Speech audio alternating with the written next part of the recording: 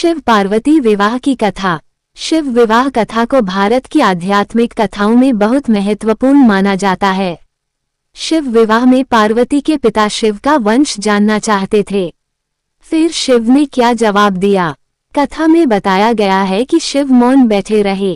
पार्वती के पिता ने सोचा कि ये अपने कुल वंश के बारे में भी नहीं जानते। पढ़िए आगे की कथा। भगवान शिव और पार्वती की शादी बड़े ही भव्य तरीके से आयोजित हुई।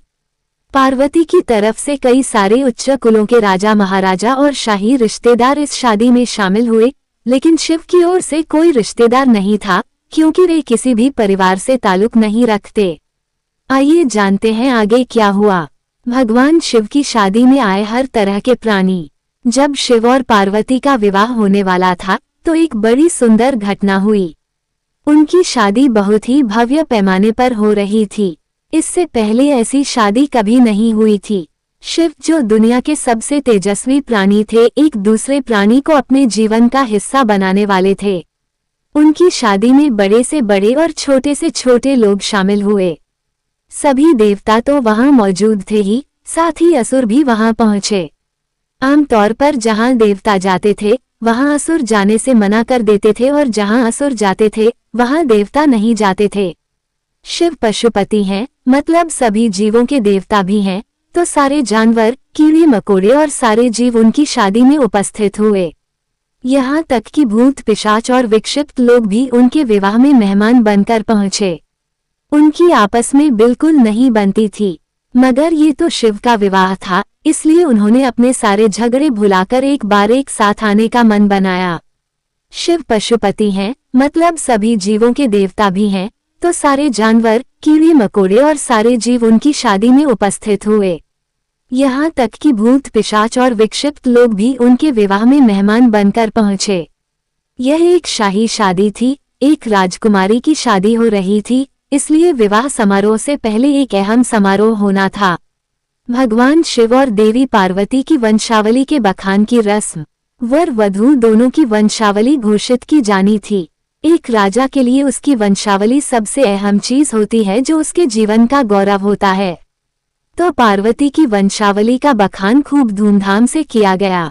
ये कुछ देर तक चलता रहा। आखिरकार जब उन्होंने अपने वंश के गौरव का बखान खत्म किया तो वे उस ओर मुड़े जिधर वर शिव बैठे हुए थे। सभी अतिथि इंतजार करने लगे कि वर की ओर से कोई उठकर शिव के वंश के गौरव के बारे में बोलेगा, मगर किसी ने एक शब्द भी नहीं कहा। वधू का परिवार ताज्जुब करने लगा, क्या उसके खानदान में कोई ऐसा नहीं है जो खड़े होकर उसके वंश की महानता के बारे में बता सके? मगर वाकई कोई नहीं था। वर के माता पिता, रिश्तेदार या परिवार से कोई वहां नहीं आया था, क्योंकि उसके परिवार में कोई था ही नहीं। वो सिर्फ अपने साथियों, गणों के साथ आया था जो विकृत जीवों की तरह दिखते थे। वे इंसानी भाषा तक नहीं बोल पाते थे और अजीब सी बेसुरी आवाजें निकालते थे। वे सभी नशे में चूर और विचित्र अवस्थाओं में लग रहे थे। भगवान शिव ने धारण किया मौन। फिर पार्वती के पिता पर्वतराज ने शिव से अनुरोध किया, कृपया अपने वंश के बारे में कुछ बताइए। शिव कहीं शून्य में देखते हुए चुपचाप बैठे रहे। वह न तो दुल्हन की ओर देख रहे थे, न ही शादी को लेकर उनमें कोई उत्साह नजर आ रहा था। शिव कहीं शून्य में देखते हुए चुपचाप बैठे रहे।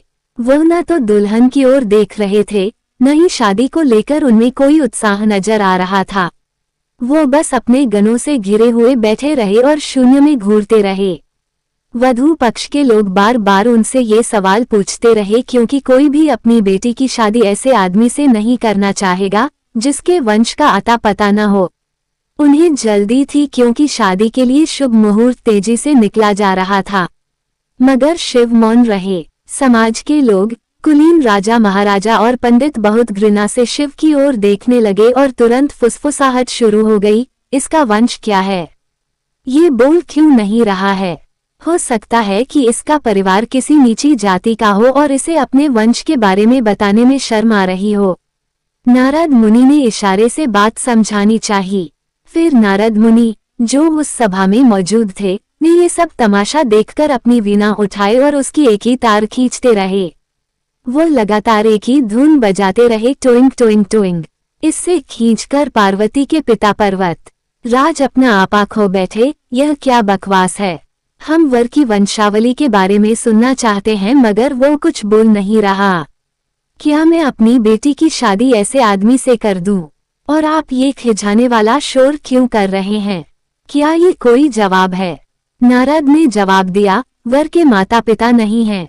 राजा ने पूछा, क्या आप ये कहना चाहते हैं कि वो अपने माता पिता के बारे में नहीं जानता?